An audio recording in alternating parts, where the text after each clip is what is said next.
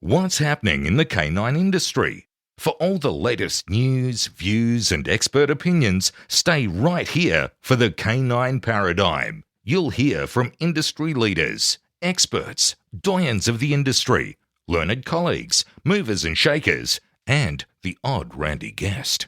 Get the latest insights and expert advice from both here and abroad from the people in the know. Now, here are your hosts, Glenn Cook and Pat Stewart. And I'm Lofty Fulton, and I'm out of here. Hey, Glenn, we've got to do a new ad, mate. We do. We're long overdue. We're not going to be sponsoring Einzelwiener anymore. Yeah, well, Einzelwiener's no longer. He's fucking not paying us. No. We've just figured out. No. He's sitting right here in front of us, and we've just figured out he hasn't actually been paying all this No time. wonder there's no bread and milk on my table in this house. After we were just nice to him. We're just flattering him. We were just whining and dining him, looking after him like a big fucking client we'd look after, and then we find out he hasn't been paying us. Bed. He's doing it right now, so we may as well tell people that if they're in Australia and you need dog gear, Don't get it from him. well, get it from him. Wait until he pays the Get bill. it from him so that he can pay us. What's your stupid website, Jason? EINZWECK.com. There you go. Get your stuff from there. Okay. All right, on to the real sponsors. Yes, the people who actually pay the bills. Canine Ceuticals. Yep. The best canine ceuticals. Premium grade, Yep. human quality. Yeah. It's going gangbusters at the moment. Thank you to the community who have been supporting it. It's good shit. Dan Croft Yes, in Canada. in Canada. Yes, Toronto, Canada, I believe. Yep. Canada, yes. What are we pushing for him? He's puppy class. Puppy class, yeah. Amazing puppy classes in a great facility Barbara de Groot. from the Heart Dog Training. Barbara just loves us, and we She love just Barbara. loves us. Barbara is our sugar mama. Yeah. That literally is the thing's called, right? Yeah. The tier that she called. Yeah, okay. Yeah, the sugar mama tier. Thank you, Barbara. We Thank you, appreciate Barbara. We love you.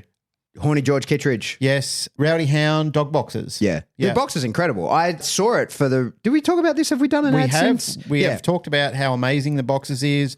You and I travelled from... Where did he pick us up? What airport That was was that? in Colorado. We drove to the Colorado. airport. He showed us the prototype. Yeah. We was talking through it. You and I were sort of thinking, this is never going to take off. Yeah. And finally, he It's the real does deal. it. He pulls it off. Not only does he pull it off, it's fucking brilliant. Like, it's safe. And he also does classes where he teaches people how to use them as well. Like, teaches the dogs how to get up on the bike seat and then load into the box itself. And it's bloody brilliant. It's incredible. Really proud of George. Lovely guy. And I'm really happy that this is paying out for him. All right.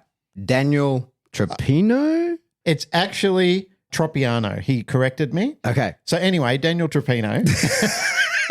Dog Club, South Australia. Yeah. It's a cool little facility he's got It's a there. great facility. Get yes. in, check it out. He does all the training. Yeah, he's decked it out. He's got it all looking schmick. It's a bit street. It's a bit edge. It's a bit kitschy. Yeah, he's got some cool artwork Yeah, and it stuff looks there. good. Check Yeah. it out for Yeah, sure. It's great. It's about time South Australia started lifting its game. Good on you, Daniel. Yeah, leading the charge down there. Well done. We got a new one. Who we got? Tailored Canines. We have too. They contacted us on Instagram, Yep. stumbled into our advertising tier, and away we go. Yep. So they're in Canada. They are. They're in Ontario. Gold, Nipopo gold people. Yeah, Gold multiplicators. I think they're a gold multiplicator. Yep. So if you're recently certified as a silver school and you're looking for somewhere to do your gold Yep. and you're around the Canada or just anywhere up that northern part of the Americas, check it out. So Tailored they Canines. do puppy, adult group classes, private and board and train programs. There you go. So Tailored thank Canines. you for jumping on and advertising with us. Hey, everyone.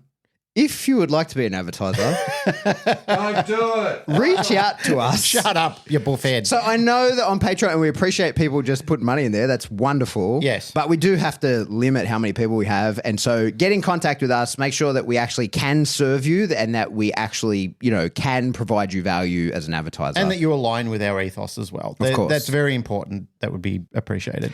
To recap, our sponsors are, and the people we love because they give us a lot of money. Yes. Well, it's not a lot of money, but some money. Yeah. Einzelwick, he promises he's going to do it. I'm looking at him now. I'm looking at the reflection of him fixing Has it. that gone through yet? No, because It's still New South trying. Wales has got shit phone service. Dan Croft, public classes, Yep. cool facility. Barbara de Groot, Amazing sugar mama, love her, from the Heart Dog Training. George Kittredge, Rowdy Hound dog boxes. Daniel Tropino, Dog clubs. Troppy Daniel, Dog Club South Australia. Yeah. And new to the family, tailored canines. Yeah. All the way from Ontario, Canada. So we've got 2 Canadians. That'll do advertising. Yeah. That'll do. Mostly from the United States, 1 from Oz. Well done. Well played. Thank you, sirs and madam. Check them out. They support us. You Yeah. should support them. Yep. Here's a show. There's a show now. Here's a show.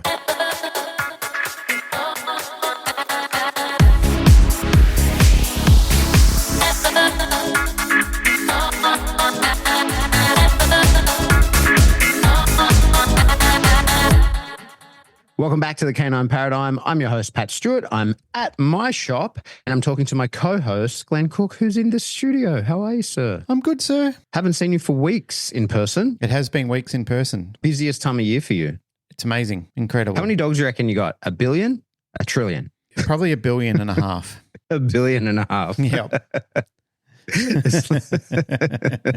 It's like when you hear someone say they've trained 100,000 dogs. You're like, oh, really? Really? Have you? Those sort of things are funny. I did see a post on that quite some time ago. Somebody who was trolling other dog trainers was writing about, if you've trained this amount of dogs, you would be this old. You know, I kind of looked at it and I thought, that's if it's not including lessons, group classes, all those sort of things. Yeah. You've got to take into consideration that there's a lot of time. But I mean, I've also seen some of the outrageous claims people have put online as well about what they've done. And I totally agree. Like when you do the math, it just does not add up. There is a significant difference in what they actually do. But look, there's a continual amount of disgust with people in the dog training realm, the real estate realm, the pig farming realm about how people put themselves out there and how thirsty they make themselves sound and how busy they are and their ridiculous social media contents that they farm out there. It doesn't matter what industry you're in. There's always going to be a level of malaise and disgust and horror and torment, whatever it is that other people suffer and endure because of it. Yeah.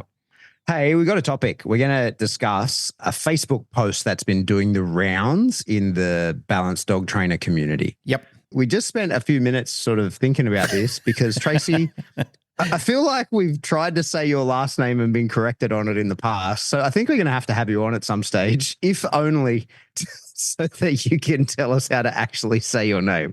But I'm sure I'm butchering it, but it's Tracy Racich? I feel like that sounds right. Racich. Racich. I'm sticking enough with that. Yeah, that sounds good to me. Well, we'll just say Tracy. So Tracy's made this post. It's been getting around. It's a really interesting post, and she's posted it in our group. It's a public post, but it's in our group, so I'm going to read it word for word. I'm sure she won't mind. Yeah. She's tagged us in it, says, Pat Stewart and Glenn Cook touch on the subject, but I'd love to hear more. So you're about to.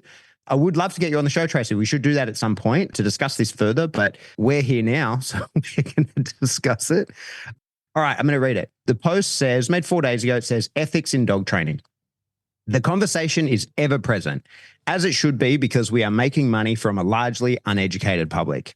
We are in an unregulated industry, but the truth of the matter is it doesn't matter if you are in a highly regulated field, such as medicine, or completely unregulated field, such as dog or horse training. Everyone falls somewhere on a skills spectrum based on experience, knowledge, and natural talent. Regulation will not change that beyond the very base level. So I want to pick this apart a little bit. So that's the first paragraph. And that I agree with very much. I think that it's one of those things. What do they call the guy who comes last at medical school? Doctor. Yeah. And so the truth is, like, in some jobs, we look at people and we go, oh, well, in order to have that job, you have to be incredible. And certainly there's a lot of training that goes into many and all the jobs. But there's a spectrum of people within every range. And it's interesting that Tracy uses medicine or the medical field as an example of that, because it's something that I tend to do a fair bit as well, in that I usually talk about how everybody makes mistakes at work, right? Like everybody does that. My wife's a tattoo artist. She's put a spelling mistake onto someone. Now, it was checked by the person. It was their print that she put on, but she still tattooed it onto them. And like every tattooist has done something similar like that. They go outside the lines. You make a mistake. Something goes wrong. I am a dog trainer. I for sure have missed the appropriate time to click. I have accidentally popped the dog on the collar when I didn't mean to. Like, we all make mistakes. I just think that the stakes of the mistakes that we make, depending on the job that we have and the industry that we're in, can be really different. And sometimes, I make a mistake and no one gives a shit. The dog doesn't care. Nobody even knows that it happened. But a surgeon makes a mistake and it can be a huge problem. And they turn up a little bit hungover, a little bit under the weather, a little bit not the best version of themselves. And a mistake in that role can destroy someone's life forever. So we're in an interesting position in that, like, we certainly do often have dogs' lives in our hands, for sure. We have the emotions of the dogs and the clients, and there's a lot of people that are relying on us to do our job correctly. But some days I'm shit at my job. And I think that a lot of people are the same. Like, part of our job is doing this podcast, and some episodes are better than others. Sometimes, I can't get my words out correctly, or I don't have anything that punchy to say, or I don't do a good job of explaining my point as well as I have at other times.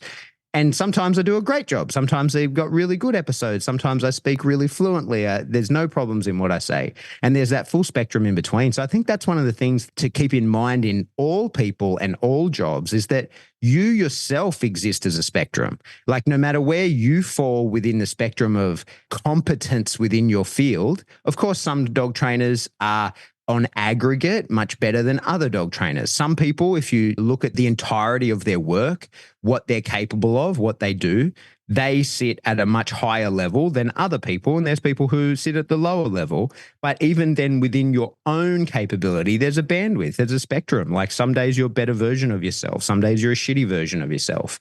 So I think that's something to always kind of keep in mind.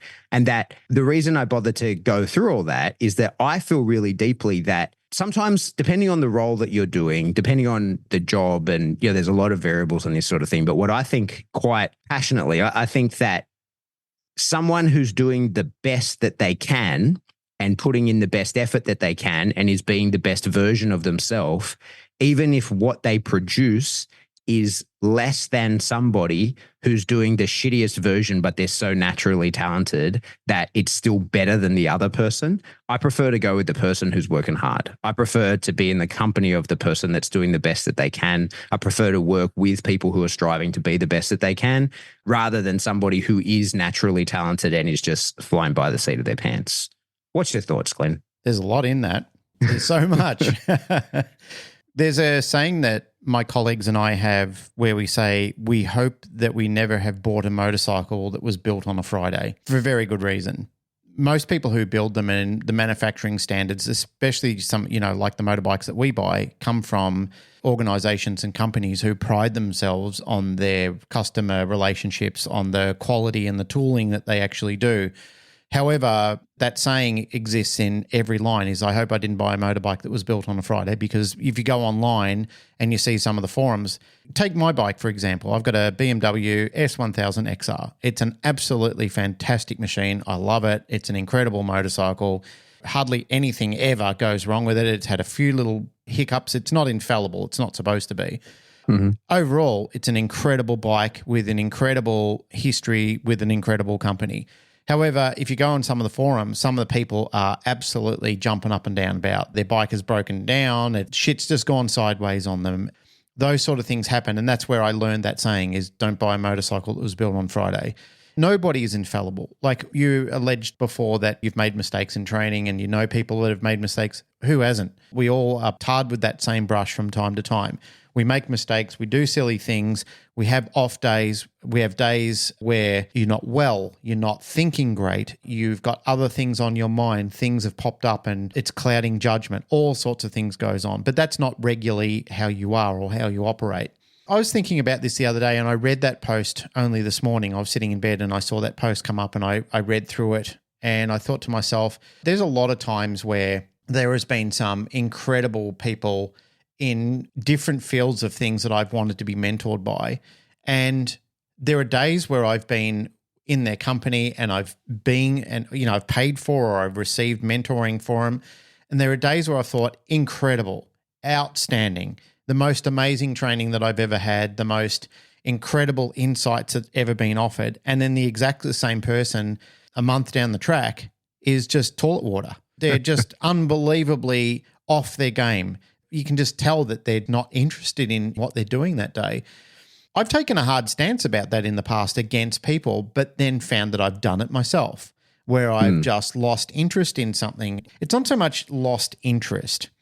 I think that's probably unfair to say. What it has done is something has competed with my interest, or something has been overshadowing my thought process at that time, and it appears that I don't have any interest in it, but something competed at a higher level, and I've thought to myself, I know I'm not supposed to have thoughts about this right now. I need to leave this alone until later in the day, but for some reason it's just creeping into my mind and I just can't get rid of it. And funny thing is, man, I don't know why, but there seems to be a spate of people at the time where this is a new year and people should be working on their visions and their growth. But right now in 2024, there's a lot of people who are suffering.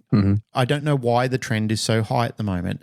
I have been speaking with people as a friend and as a mentor, and even in some situations in consult, where the conversations haven't really led to overall happiness. It's about a need or a requirement to express some sadness and some darkness that's going on in people's lives.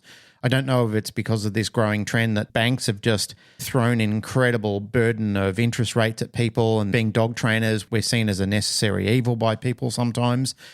That certainly has something to do with the hurt that people are feeling in it. Overall, thinking on this and reflecting on some of these things, some of these people that I'm having these conversations with, they're very competent people. For some reason, they've just got it in their head at the moment that they're not enough. They're just not enough, or they're not doing enough, or not enough is happening.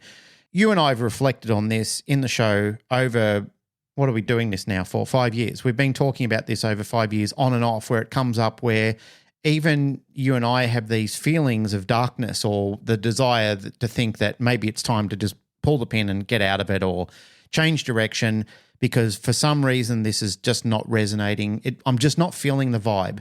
That happens from time to time. When I do see people that's happening to, I kind of feel this overarching sadness that resides within me, because I think some of the best people I've met and some of the most talented people I've met have the least amount of confidence in themselves at times.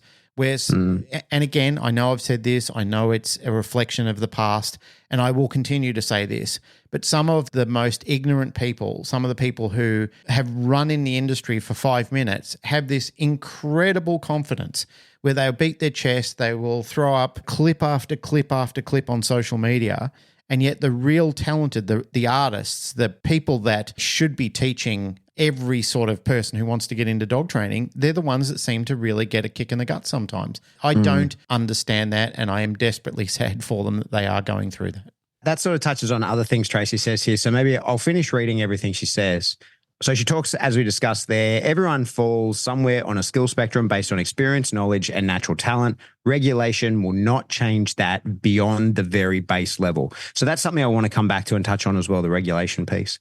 She then goes on to say, I think it is obvious that not every dog needs to be trained by Bart, Ivan, Larry, insert name of well-known experienced trainer.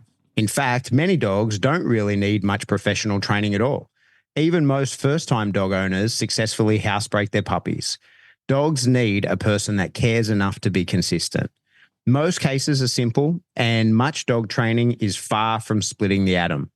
But we still have a problem with ethics in our industry. The problem is not that people on the lower half of the skill spectrum are training dogs.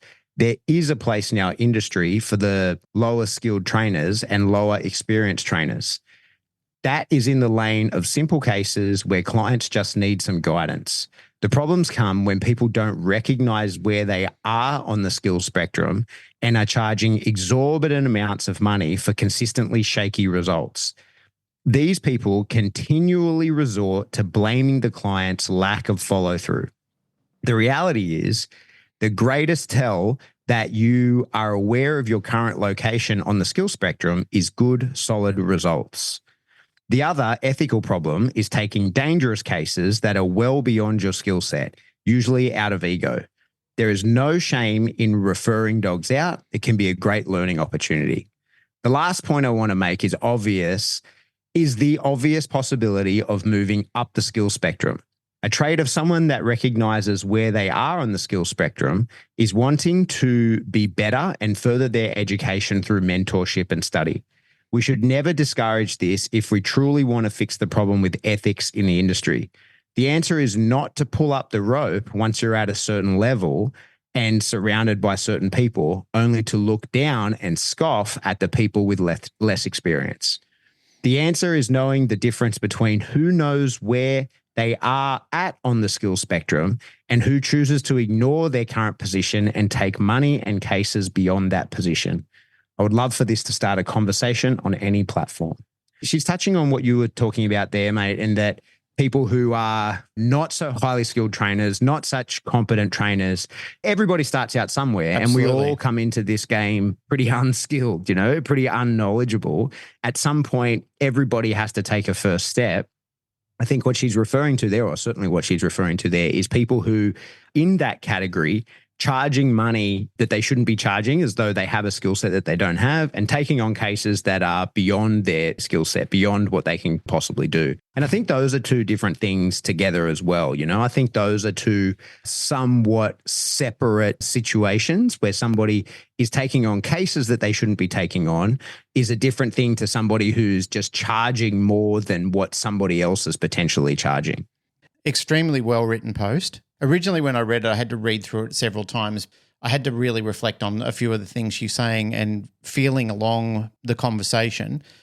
I too believe that there are very well-known trainers out there who are absolutely the wrong type of person to go off and board and train dogs that are new in the industry, because they don't really want to do it and they don't care about it.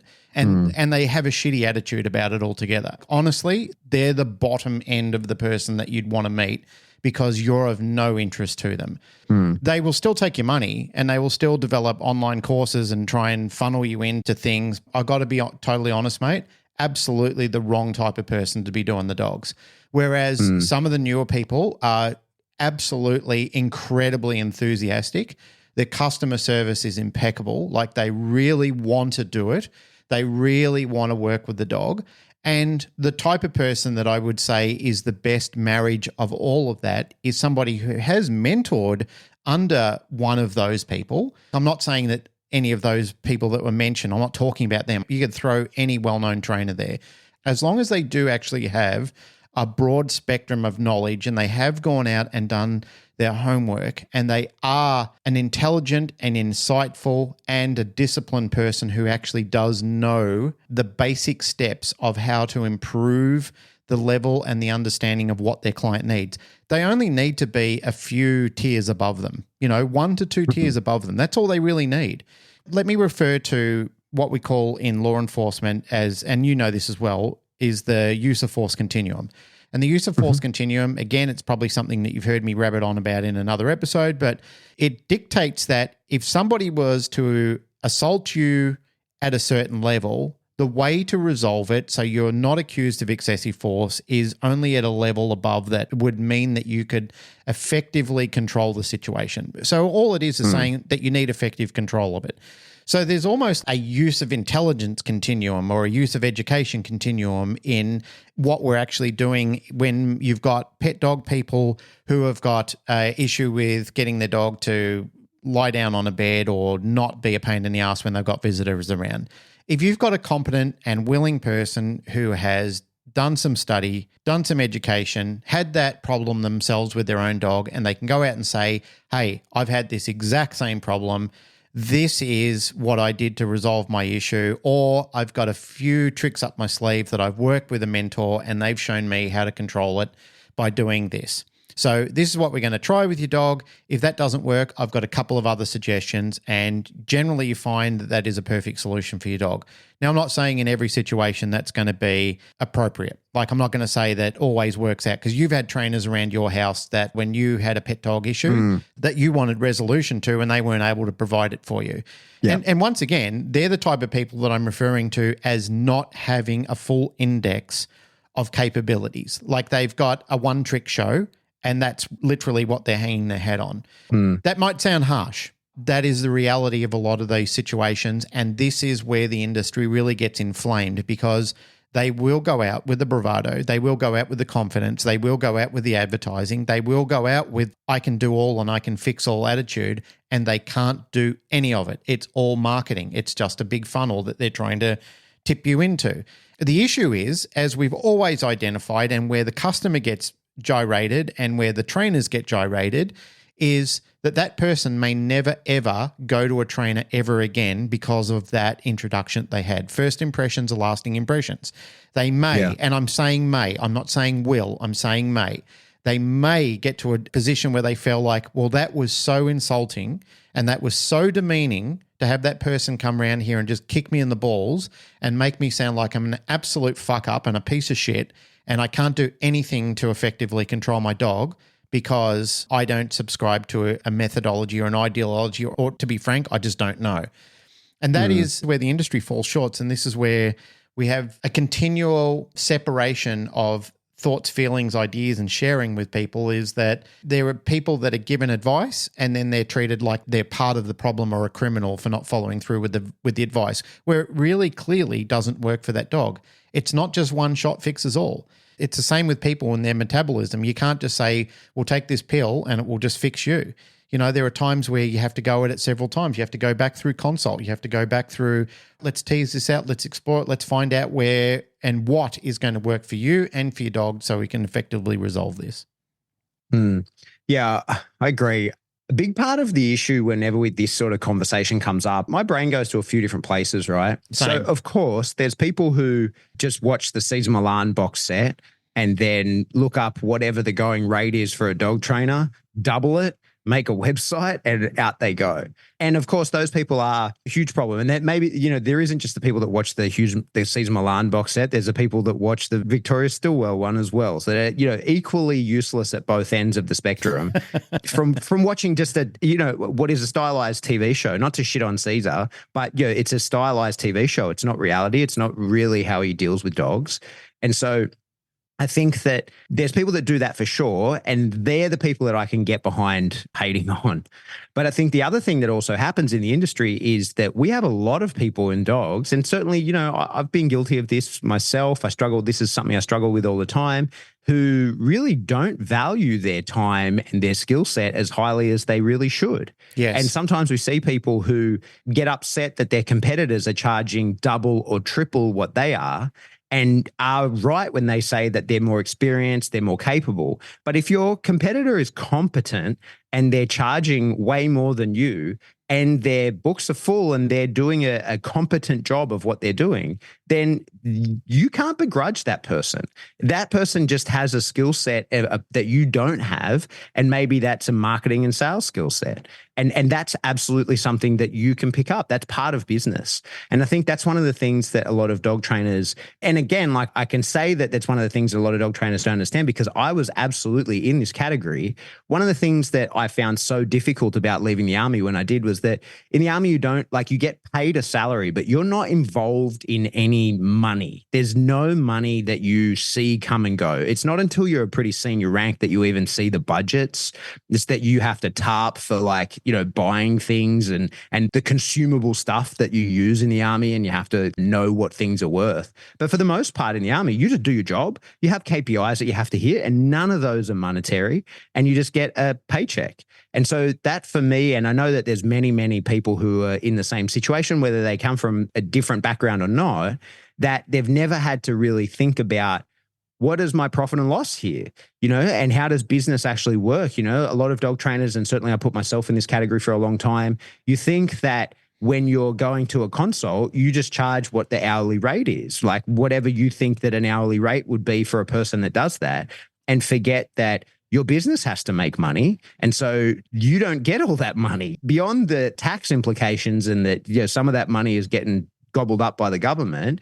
Your business has to be making money. You're an employee of the business. You're getting paid by it. You don't get all that money. There has to be money that goes in and goes into the business for growth and for advertising and all those sorts of things. And so there's a lot of, I suppose, a lack of education on that. Although what I see now is there's quite a few people who are doing that now. There's quite a few dog trainers I've seen who are transitioning. I see it online. I see they've got social media posts about it who are transitioning from the business of being a dog trainer to teaching people the business of owning a dog business. And I think that's really good. I think that's fantastic that there's people that are doing that, because I think that's something that our industry needs quite badly, is people who can teach people how to do that. Yes. But I agree with you entirely that there's people who in our industry that not only give individual clients bad experiences. Maybe they say they can help in a circumstance where they can't. And again, that hits both ends of the spectrum. There's people who turn up and throw cookies on the floor and don't ever actually help the dog and take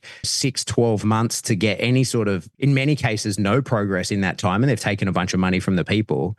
But a lot of those people are not just cash grabbers. Like, we often want to refer to them. Like, there's a lot of people I'll say it, in the force-free community who their training methods take so long to show any form of effectiveness that the amount of sessions that a client's going to do along the way is going to be astronomical, because they need you to come every week to coach them through this complex variable reinforcement strategy that may or may not work over a 6, 12, 18-month period.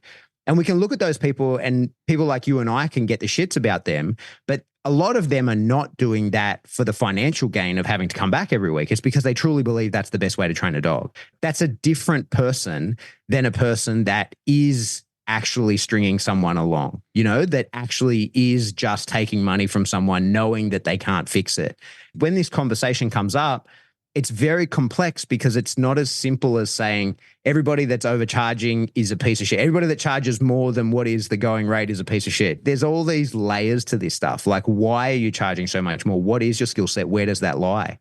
And I think as well, a lot of people really don't know exactly where they fit on that spectrum. Like, how on earth do you possibly measure that? If you're competent and you're ticking boxes and your clients are happy, how do you know, or why do you care whether you're better than the neighboring dog trainer or worse than the neighboring dog trainer? Like, why is that of any importance to you if you're competent? If your clients are happy, you're achieving what is measured as success by them, because they're really all that matters.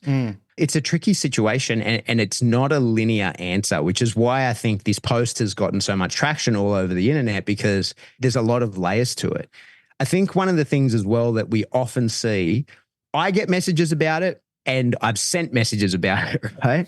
is that when people vague book, right, where you put up a thing saying, and look, we've done this to people on the show where you say, these pieces of shit that have no business charging that much money. The people who think, oh my God, Pat's talking about me, it's 100% not you that I'm talking about. Because if you're even considering that, if you're even for a moment thinking, oh my God, I'm charging too much money, it's me that I'm talking about, it ain't you. Because the people that we vague book towards, the people that we just throw these things out into the ether and say, oh, their skills aren't high enough, you got to be a world champion before you're allowed to train any dogs, or you should teach anybody anything.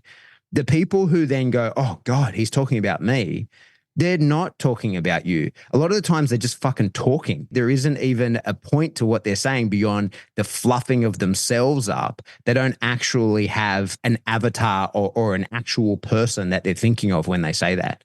I think that a lot of the time, those kind of comments, those kind of problems when it gets around the zeitgeist of our industry, of that people aren't any good and they shouldn't be doing this, the people who heed that, the people who go, oh yeah, some people are no good, I'm one of them and I need to change my act, they're not the people that need to change their act. They're the people that are probably already striving really hard to be the best version of themselves that they can, because that self-doubt is what drives them to do that. The people who probably need to hear that message are never going to, first of all, they're not listening to our show or reading Facebook posts of other trainers. They tend to isolate themselves. If they're listening to a show like us, if they're reading posts like Tracy's here, then they're a person that usually is striving to better themselves, that does consider themselves part of an industry that they're moving with and contributing to. It's the people who are outside of our industry. They're in our industry, but they're outside of the touch points that we have, that they don't interact with other trainers, that they isolate themselves quite a bit. They're the ones that usually are who we're talking about. And when we're talking about them, we're not talking to them. We're just sort of throwing shit against a wall. And the only wall that it sticks to is not the wall that we intended it to. There's a lot in that one as well. Very good points. There's a lot here. Yeah, there is a lot there. I do feel like over the years, this conversation has done some laps around the racetrack, and for good reason. It's something that needs to be spoken about. There are new people moving into this space. You know, as I referred to at the start of my monologue, is there are people that are finding life very difficult at the moment, and they're the classic overthinkers. They're the people that think they're never doing enough. And from knowing some of these people very well and meeting some of these people only ever for the first time, I can already tell that they're people who really want to do the right thing, who pour their heart and soul into the work that they're doing.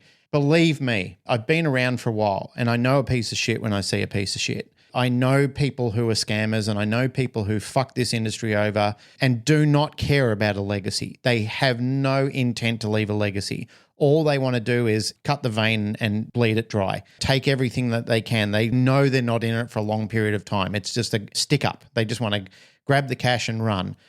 But there are other people who really do care, who are really invested and do educate themselves, and they do turn up, and they are contributors, and they are people that when there's education on offer, they're there. They're doing what needs to be done to better their skills, to make sure that new information is used wisely, and also the legacy that we talked about before. They do want to impart that on other people. They believe that it's a responsibility of theirs, that if they're collecting that information, then it has to be dispensed equally and diligently into the community, which I think is absolutely fantastic. Should you charge for it? Absolutely. You said before, you know, like if people are charging a sum of money, I've always been an advocate and a believer that if you're providing a service and people are happy and you're doing great things, charge for it. You should be charging for it. Yeah. There's enough dogs out there, and there's more than enough problems with dogs for us to all live well and live happily ever after. And you made a good point before the year was over where you said, correct me on this statement, but it was words to the effect of, before you're worried about what other people have, make sure that you know that they have enough in their bowl. Say the I phrase. stole that. It's a saying. I can't remember where I heard it first time, but it says the only reason you should be looking into somebody else's bowl is to make sure they have enough. That's the first time I've heard that. I haven't heard that before. I liked it. It really resonated on me. There have been times where I haven't lived that. There have been times where I've suffered envy over somebody else doing well, and I've thought, that's not fair. Why are they getting this, or why have they been awarded that? But then I look back at my own life and I think, don't fucking complain, man. You're doing all right. You're living pretty fat. Stop whinging about things. And if you want more, then do more. Be more. That's your fault and your responsibility to make sure you're doing that. Don't worry about other people doing well. Congratulate them. When I was in the United States, somebody over there was talking about the Australian tall poppy syndrome and saying it's a very unfortunate way that Australians don't support each other by wanting to cut each other's heads off when you start rising. When you get too big, your colleagues, your friends, and the people that you've been around, instead of patting you on the back and saying, hey, man, keep going, you're ready to touch the moon, they're more worried about hacking you down and trying to keep you down so you can stay and be one of them. You can never rise above them. And shamefully, that does happen. And shamefully, I will say, I've been part of that before, where I've wanted to stop somebody's success because I've been jealous. It's just pure jealousy. As I revealed before, there's been many times where I have seen people and I know that they don't deserve it, but it's still at the end of the day, it's still none of my business. I have no right to go up to somebody and say, hey, stop earning so much money. Hopefully, in many cases where people are found out, frauds are people that are quick to reveal themselves. And especially now that we've got social media. Social media is such an expose of who is doing what to themselves. Word gets around. The puppy mummies will band together and complain about you. And before you know it, you've developed the reputation you so deserve to have. In contrast to that, there are also people who have got the reputations they don't deserve to have, just simply by this cancel culture of sickly-minded people who, for some reason, they're dogged on wanting to destroy other people. And because they're influential and they've got it in their mind that this person deserves to go down, they can really do some terrible damage to other people. You know, especially online, cancel culture is a really interesting thing. I listened to a podcast about this the other day. It was a bit of an investigation into a bunch of streamers that had scandal, and what they basically concluded was if you think you're uncancelable, you're uncancelable. And so what happened, there were a couple of cases that they gave. And I could think of some real life examples from the dog training space where something happened and it was the kind of thing that you think, oh, that person's done. They're going away forever. We've seen the end of them. And if they take that to heart, then that's what happens, right? Like, or it can take years to be able to show your face again or whatever. What they actually found with a bunch of these streamers was that you just have to go hard with more content.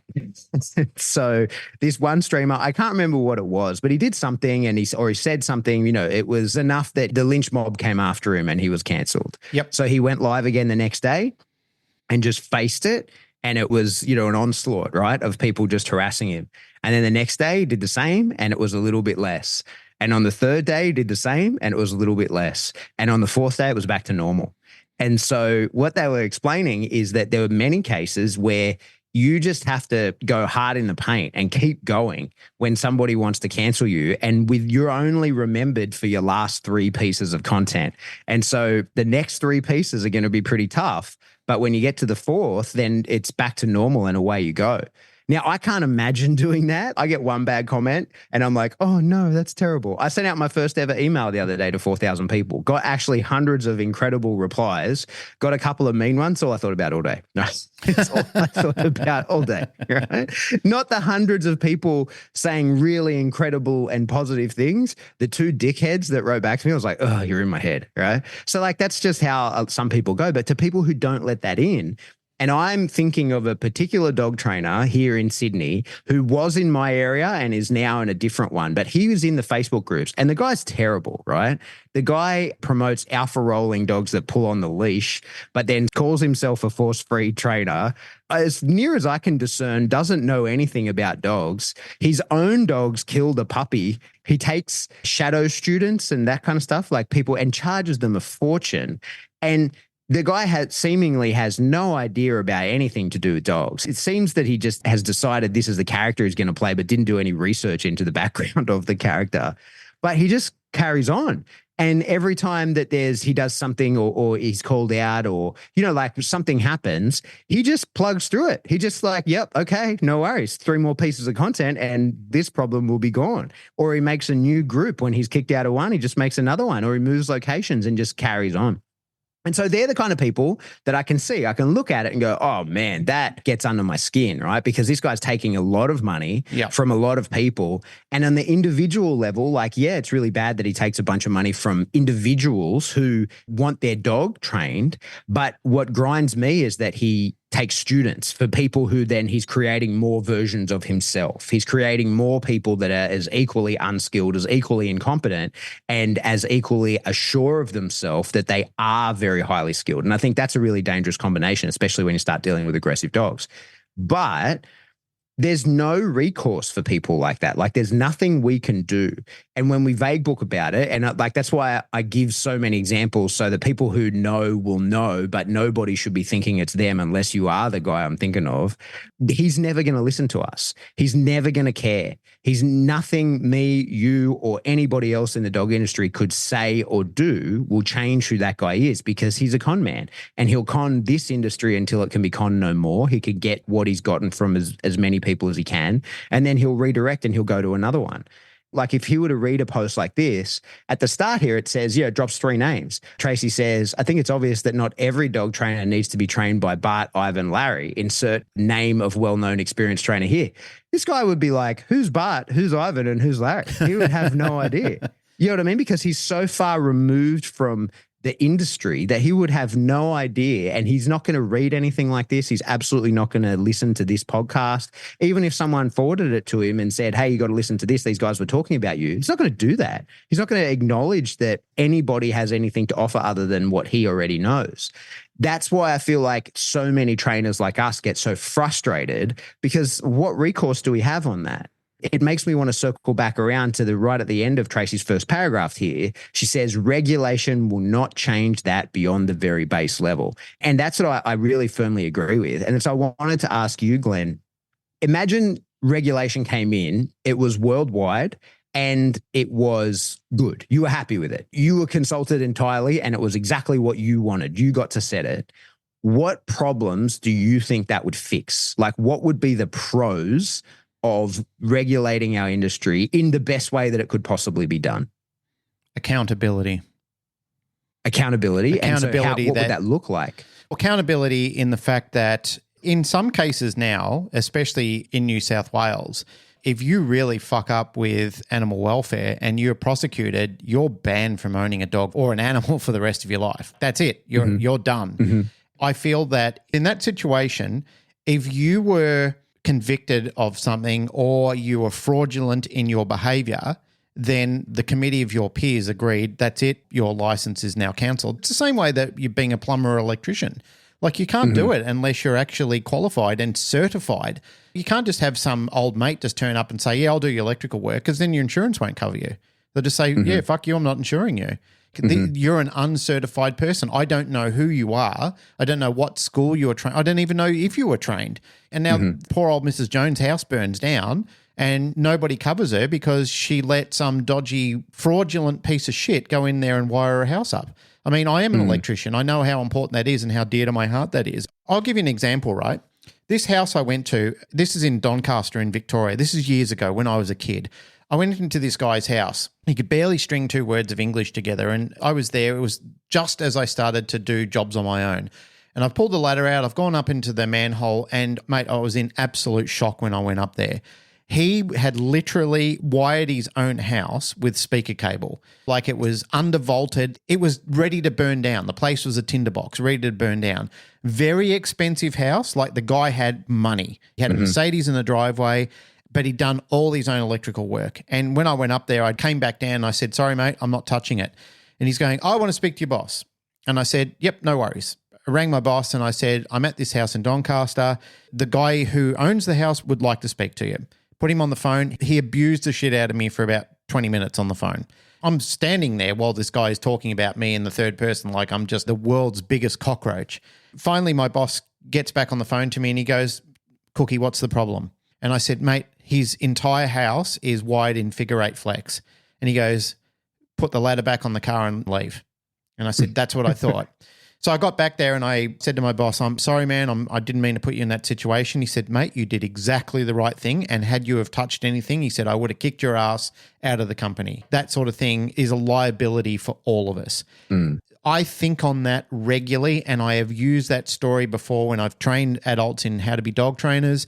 That is a conversation that comes up almost exclusively every single time that I've had a conversation with them is this is what happens when you have unregulated people running around unchecked without supervision, because it's happening now. And this is why there are leagues of people still fighting with each other over force and force-free dog training or balanced and force-free dog training, whatever you want to call it, because there's so many people out there still swinging dogs around in the air and throwing them on the ground and recording their sessions and putting it online thinking, hey man, isn't this cool? Look how I stopped this dog-aggressive dog by literally caving its head in and kicking in the ribs a couple of times. I know that's exaggerated. I'm exaggerating to tell my story, but the point is there's been some horrendous and immeasurable damage done by people who have put this work online, and they are very, very much unqualified people that are making the move. That's what I would like to see. If it was regulated, that there was a committee of peers that had said, your ticket is checked. You are done, son. That is it for you. You are not in our industry anymore. And then you could say to people, if they don't present this card when they come to your house, don't let them touch your animal. Yeah, I agree with that. I think that's like, I'm really anti-regulation because I know. Me too, man. I don't like overreaching government. I've spoken about it. I don't trust them. The worst people who look into our industry are people who don't care about our industry. They just care about the popular politics. That's all they're really concerned about. And they're just dreadful people. There's no care. It doesn't mean anything to them. There's no legacy. There's no care. There's no thought. They just basically tick a box and literally wipe out an entire industry just because that's the type of person they are. They're literally a amoral personality type. Yeah. That would be the benefit that comes with legislation. And we don't even need necessarily for it to be proper legislation. It's the role that I'd hope that industry bodies would one day hold properly in the dog space is that, we can self-discipline. We can say like, hey, this guy is not suitable. It's not necessarily a certification, but it's at least a members organization that if you're not a member of, the public would hopefully know, like, hey, you should be, anyone you employ should be a member of this organization. And if they're not, then Why? it's usually Ask the because question, why? that organization has deemed them unsuitable to be there. But I just think, unfortunately, I think that all the organizations that are capable of doing that are really only interested in doing that. They're not actually interested in creating good dog trainers, creating a better space. They're really just interested in the power and control that would come of it, and the influence that would give them over the people within the organization. So it really puts us in a very tricky position, which is why, I'm so anti regulation or legislation that would prevent someone choosing to become a dog trainer. Mm-hmm. Hey, I wanted to ask you about the pricing piece on this post that Tracy's put up, talking about exorbitant amounts. Now, me and you, we always use the same figure. We always say $750. It's no doubt gone up by now because probably 10 years ago, there was a person that charged that much. At a time when I was charging $100 an hour, there was a person who really, I feel pretty confident saying that I had a much, much, much higher skill set than charging $750 an hour. And so what's your thoughts on pricing and that sort of stuff? Like, at what point should someone start charging and how much should they charge? What have you got to say about that? It's a hard one, man. This question has come up regularly throughout many years and through this podcast and just general conversation. It's a question that I guess people usually look to their peers to say, well, if you're frowning on me for charging a figure, then what should it be? What I like to do is work on collaboration. I like to work collaboratively with other people where we can say, this is fair based on the medium income of most people who own dogs, and this is a reasonable price without robbing them, and where you can still make generous money and live well and have a significant income from. However, that also sounds like communism, where you're basically saying to people, well, you can't live any better than your neighbor. We all need to drive the same car and live in the same house and wear the same clothes and eat the same type of food. I'm not a supporter of communism. I'm a supporter of, if you work hard and you do things really well, then you should be able to rise above other people who expect a handout or don't want to work as hard and basically want to live that sort of lifestyle. Here's where I stand on this situation after I've given it much thought. You should be allowed to live the lifestyle that you want within your capability. So if you want to goof around, play video games, scratch your ass and do whatever you want to do, and you're happy with that lifestyle, like that gives you a sense of satisfaction and happiness, then good luck to you. And I'm happy for you. Sincerely, I'm happy for you. If you're the sort of person who wants to get up at 5 o'clock in the morning, smash your body hard at a gym, get in the office at 8 o'clock, leave the office at 7 o'clock, don't see your family, earn a lot of money, drive a Maserati, and life is where you want it to be, once again, good luck to you and I'm happy for you. That's what you want and that's what you're working towards and you deserve it. Like if that's really the epitome of what success and happiness looks like to you, then good luck to you. That's great. What I don't like to see is the roles reversed, where you get somebody who is lazy and does get all the handouts and the other person who does work like a Trojan and is a performance operative type of person who gets treated like shit. They under-earn while this other trust fund baby is making squillions of dollars. That's where I think it sucks. And that's where I find the regulation sort of needs to be decided on in what does it look like and how does the income ladder work or how does the pay structure work. And when you look at employment and you go to any award, Fair Work Australia has basically done that for you in the Australian climate, where you can go online and say, all right, well, I want to employ a dog trainer. We know that dog trainers and kennel workers and a lot of these people come under what we call the miscellaneous award. So when we look at that, we can say, all right, well, you're an adult, you're over 21 years old as far as the Fair Work Australia's guideline stipulates. So I can look at that and say, you're 23 years old, you've just started off in the industry, Fair Work has figured out that this is the wage that we pay you. Or if they're a highly skilled person, if they've done a bunch of courses, you've headhunted them, then you can negotiate your own term that puts them in a beneficial bracket because it's there for you. Like there's a guideline and a structure that basically determines what it is that you could pay this person or what you would like to pay this person, depending on the fact that you've gone after them, you've asked them to come and work for your company, and you think they've got a skill set that's going to benefit you or whatever it is. At least that way, the work is done for you and your employee. They can look at it and say, well, that's fair. That's a standard that we can work off. Here is what the minimum is required.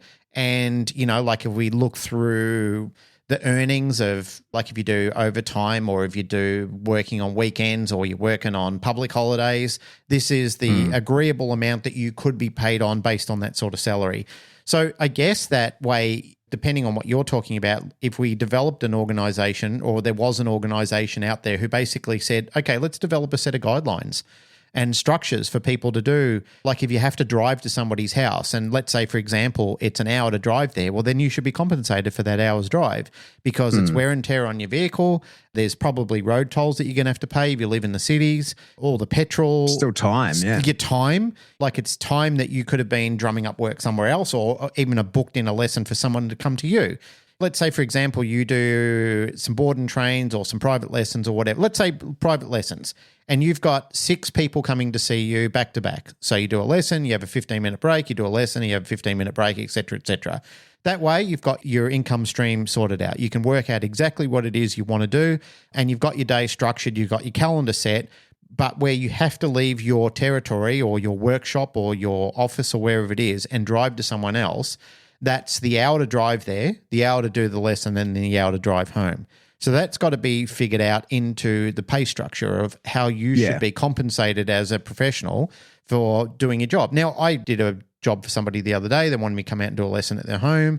I gave them a guideline. They said, oh, that's a bit more than I thought it would be. And I said, yeah, but that's because I'm coming to you. It takes me 45 minutes to an hour to get to your place where the company needs to be compensated because I'm an employee to the company. I've got to do the lesson with you and then I've got to drive back again. And they said, now that you've explained that, it makes sense to me. When can we do the lesson? That's something that's unseen sometimes, and sometimes people see that's not fair. But what I have learned, and again, it's by having good several good conversations with you and listening to other people in general business mentoring and so forth, where they've said, explain things clearly to people, list it out so it's not just left in the wilderness and they don't understand what's going on. Even normal conversations between us. Scott and I, my riding buddy, we went for a ride the other day. We were bickering about something the day before. And the only reason we were bickering about it is because neither one of us explained the situation carefully enough to the other person. He's one of the people I care most about in the world. He's my brother. I love him. Fantastic guy. He would walk in front of a bus for me and I would do the same for him. But we were bickering, like a couple of little bitches over just something. The conversation we had the next day is because we do care about each other was, hey, let me explain. Let's talk about the breakdown in that because I don't like the way it was left. And it was fantastic. We had a great conversation. Well, we're riding our motorbikes, we're in our helmets, talking backwards and forwards to each other and just expressing love and admiration for each other, and it was fantastic. We really had a good session with it. And I find that sometimes that doesn't happen with the client. Sometimes the client is left very high and dry on the amount of information that needs to be disclosed to them on the services that you're trying to provide. Husbands do it to wives, wives do it to husbands, parents do it to children, colleagues do it to each other at work, and this is how the world starts to break down, and this is how we all start falling apart. To rewind onto something earlier that you were talking about with this council culture stuff, because that came into my mind as well, and you and I were talking about this the other day saying, aren't we just sick of the way that this is playing out? It needs to end. We've had like a good run of probably about 5 solid years of it, even while we're all suffering with COVID, where people are telling us how to think, what to do, threatening to counsel us and so forth. Thank God for people like Dave Chappelle and Ricky Gervais who make comedy of it and then get on air and say, people say you can't say this. And Ricky Gervais said it the other day. He said, yes, you can. Yes, you can. Look, I know I'm taking it to extremes. And there's probably people who are listening to this going, well, like I don't find their humor funny. Fair enough. That's your prerogative not to find it funny. I find some of this stuff hysterical and I find other things that they've said push the boundaries. But I like the bravery of it. Instead of just thinking, oh, I can't say that, or I'm not allowed to be this person, or I have to live a life of misery so you can live your more complete life. That's not equilibrium inside a culture. I really feel that that is adding to our angst and our problems that we're facing. I know I've made this comment before. We went through 2 to 3 years of hell, and we're not out of it yet. And we just don't need more reminders on what we can be and who we can be. And like, if you're a total and utter prick, yeah, I know you need to be called out and you need to be spanked for it. And there are those people out there who are horrendous people. There are times where I've seen people in the dog training community say it, and there's times where I've seen semi or active celebrities saying things, and I've thought, man, that response was so out of context. It was just absolutely unprofoundly unfair what happened to that person, just because a lynch mob went after them, who themselves are some of the most insanely corrupt people I've ever seen in my life. They do not live by the standards that they impose upon other people. I know I'm having a little ranty rant. There are times where I see people that are making suggestions or even creating these hard-nosed regulations about what you can and can't do with your dogs, yet they're the same people who communicate terribly and yet want us to have a standard and a guideline on how to behave with our dogs, and yet they're the most unproductive and most unfair people when talking with other people. The contradiction in that is just astounding.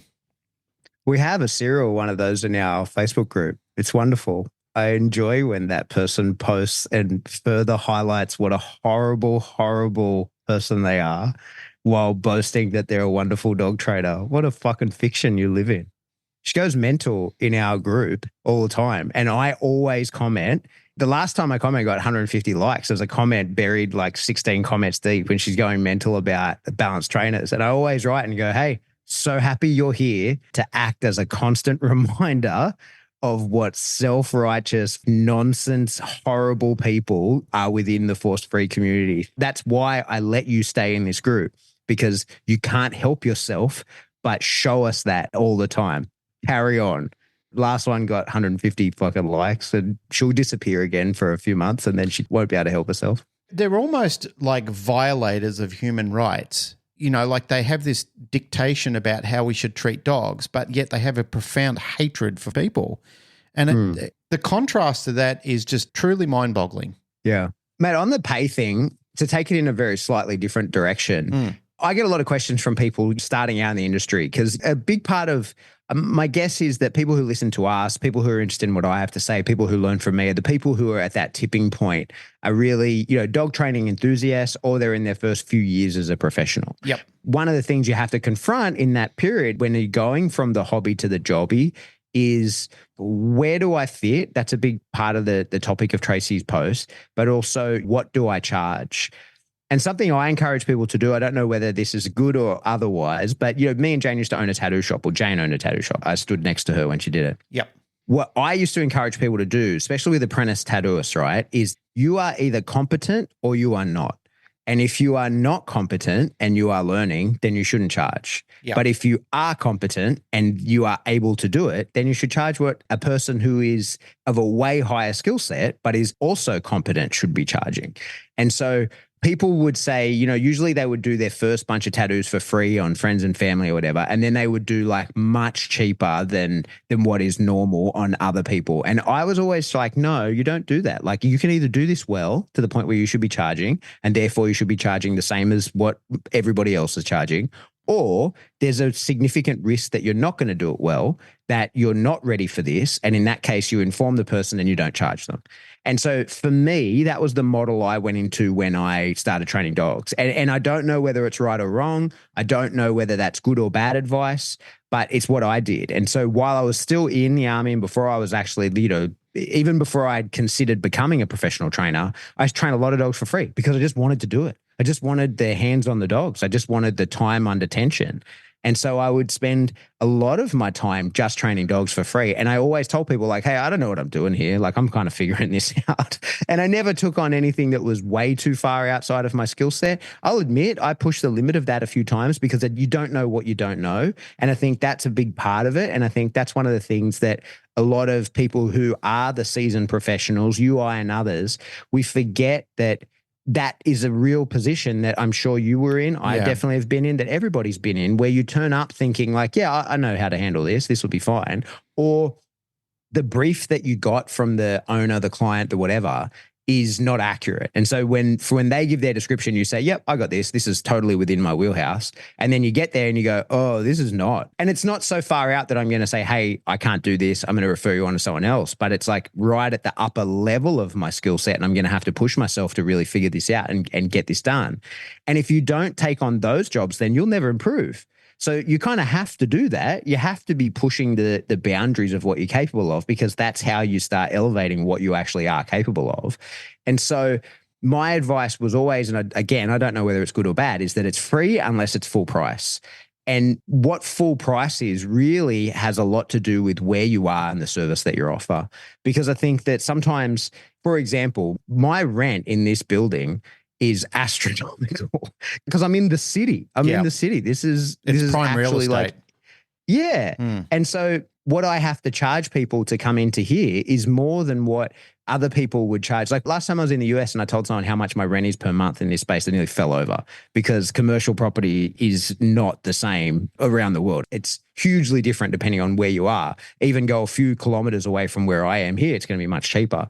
So what you can charge for your services really depends on not just what the service that you're providing, but where you're providing it and what are the overheads and that kind of stuff. And so that's why I think sometimes dog trainers, you might look at the pricing of somebody's, you might get on a competitor's website or something and look at the pricing and it might be double what yours is. And people get angry about that.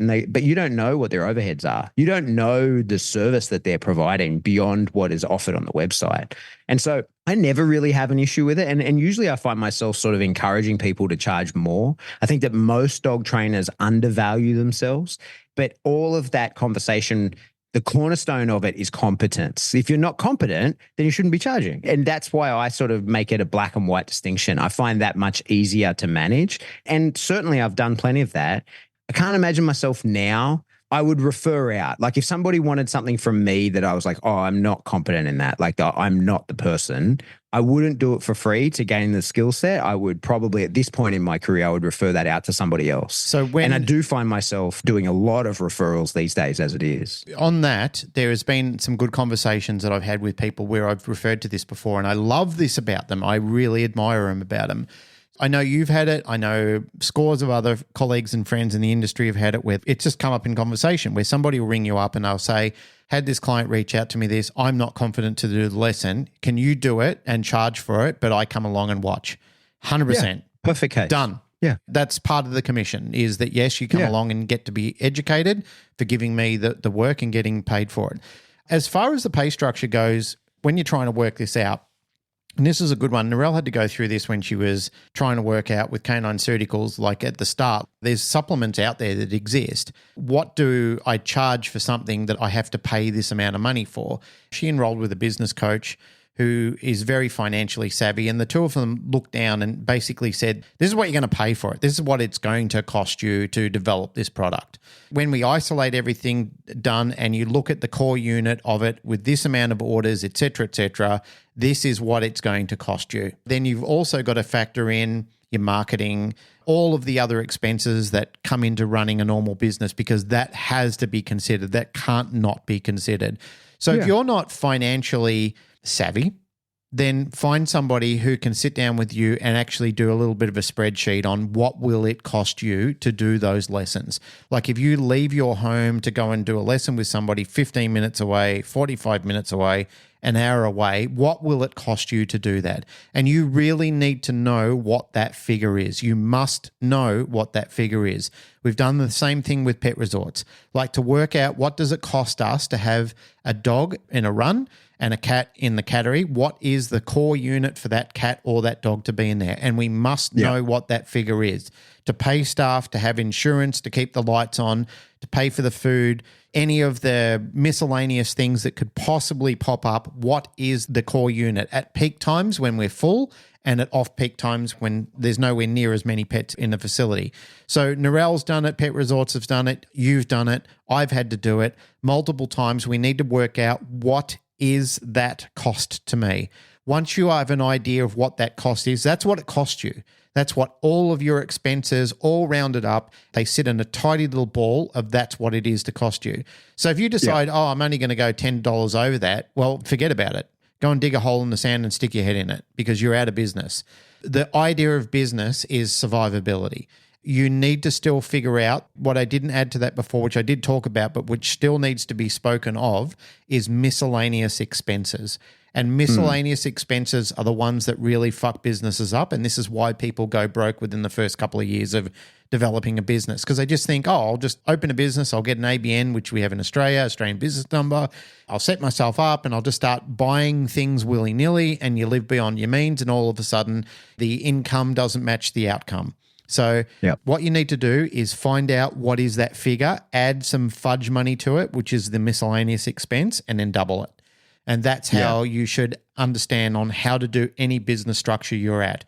Start with doubling it. Then when you feel that this is good, but it's not great, it could be better, and I'm more experienced, my skill set has gone up, and I'm getting 5-star reviews on Google and whatever directories people are doing reviews on me, people are raving about my service. Put your price up, okay? Every year, have 1 or 2 price increases. It doesn't have to be astronomical. It doesn't have to be ridiculous. And you can just say to your clients, prices are going up. Living standards are going up. I hope you're still happy with my service. I'm going to put my prices up a little bit. You'll find that if you have that conversation with your community, they will support you. They'll go, of course. Narelle had a price increase recently. All the farmers where she buys all her organic stuff from, they've said, this is organic, Narelle. Like, organic's expensive. We have to do everything else that other people aren't doing. That's the cost of working with organic stuff. And she said, yep, unfortunately, I agree. I'll have to put my prices up. She reached out to her community. Nobody didn't support her. People go, yep, that's what we expect. It's not outrageous. You're not ripping us off, because they just wouldn't buy. People are supporting, and that's how you measure the success in your business. Once again, when we talked about regulation and if the industry was to be regulated, these are the things that where you could get help from. Like a group of peers could look together and say, as a standard, this is where we believe the standard is, and have a pay structure and a guideline for new people to come in the industry.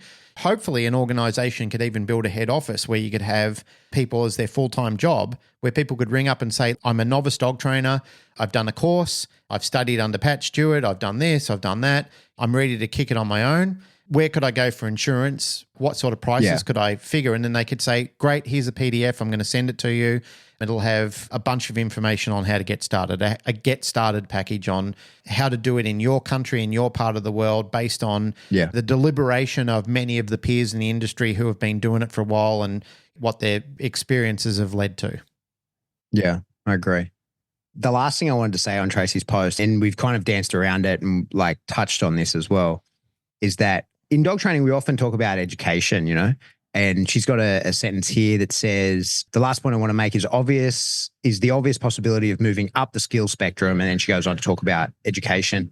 When posts like this come around, it's like I said, the people who we're usually talking about, like the guy that I was just ranting about, there's no way he hears what we're saying. The people who are listening and are thinking I'm talking about you, I'm not talking about you. If you're listening to us, you're putting in the work. You're in the space. You're attempting to glimmer any form of coherence from the shit that we say when we just waffle to each other for an hour a week, right?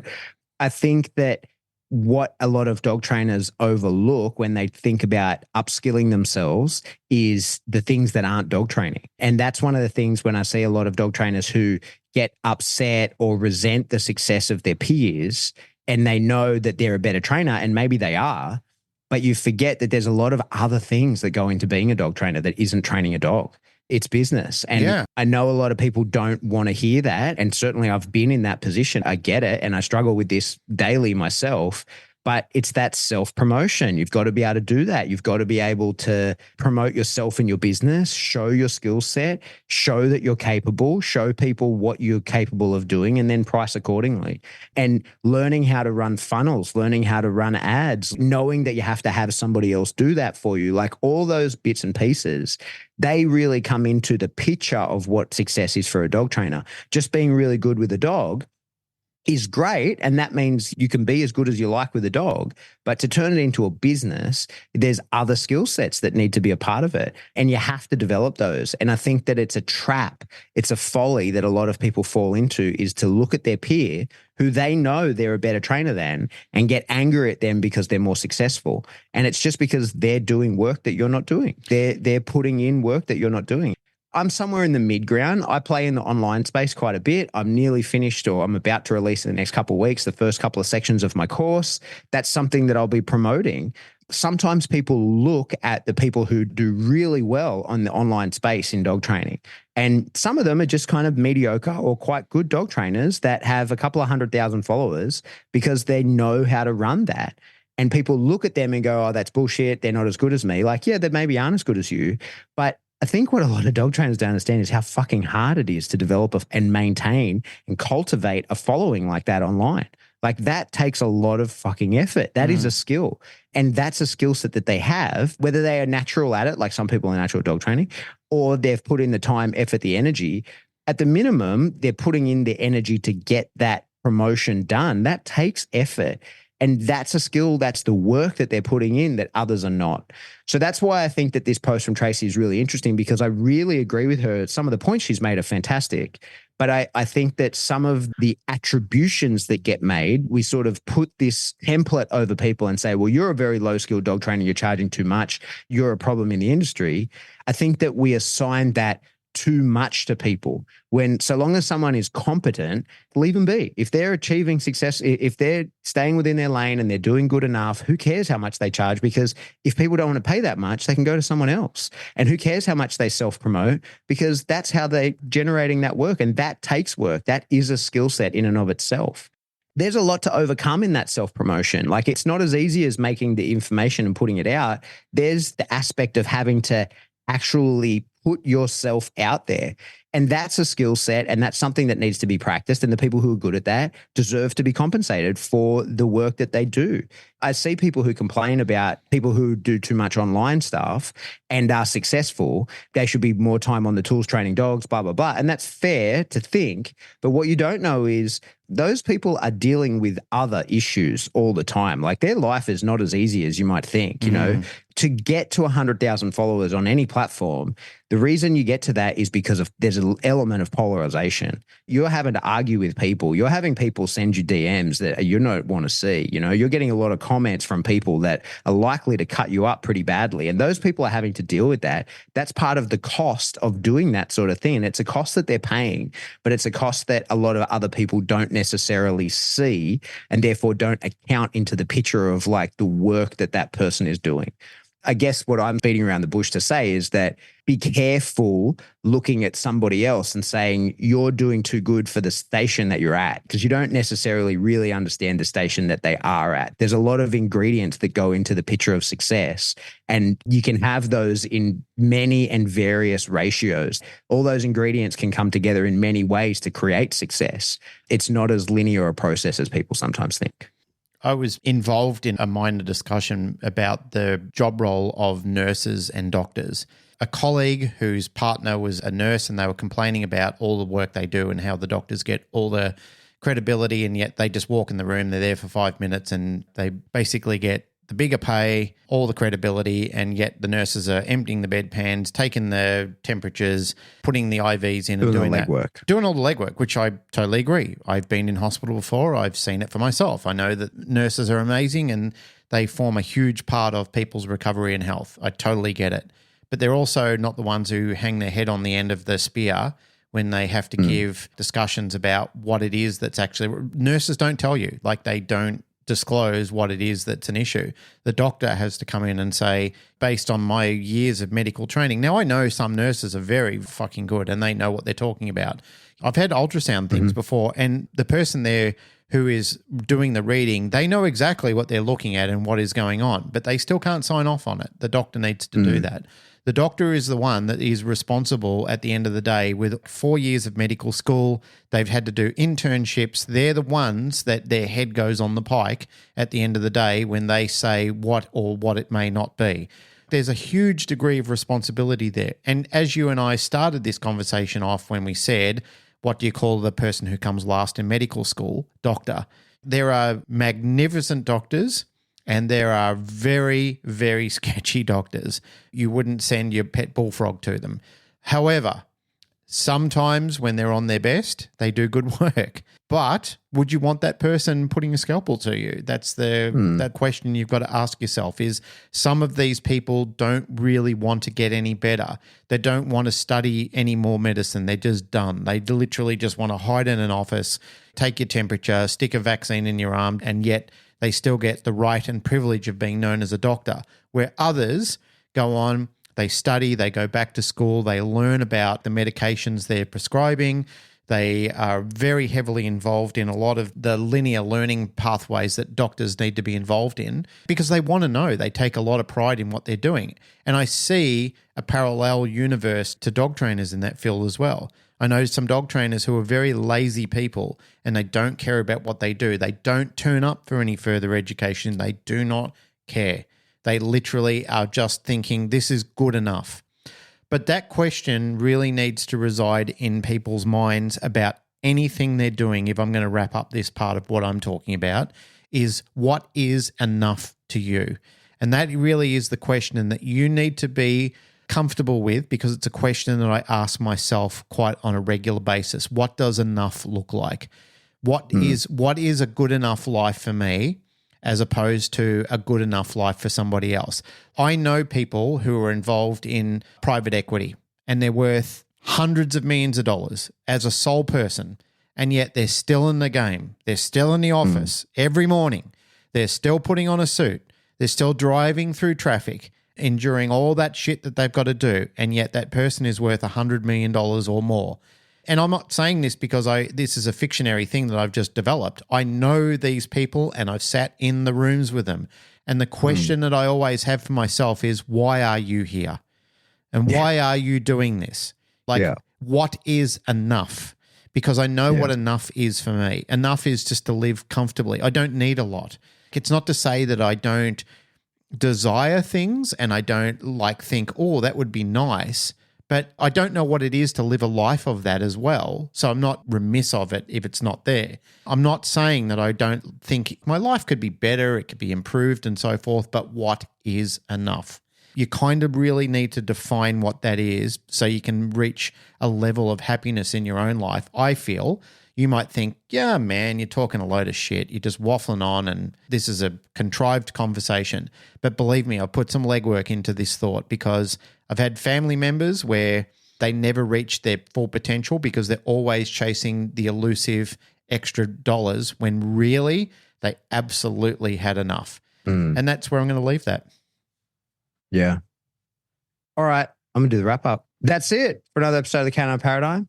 As always, if you like what you hear, please like, rate, share, subscribe. Do that through whatever subscription service you download us from. Then just go to another one and do it there. Nobody checks. You're allowed to do it anywhere you want. Yeah. But don't cancel people. Don't cancel them. You can't do it. You can try. Try cancel us. People who cancel other people, give them 1 star.